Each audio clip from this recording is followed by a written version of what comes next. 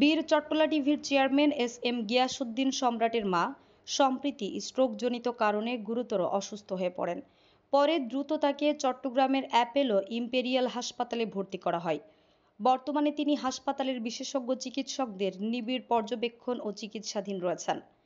চিকিৎসকরা জানিয়েছেন, পরিস্থিতি এখনও সংকটাপন্ন হলেও ধীরে ধীরে উন্নতির সম্ভাবনা রয়েছে।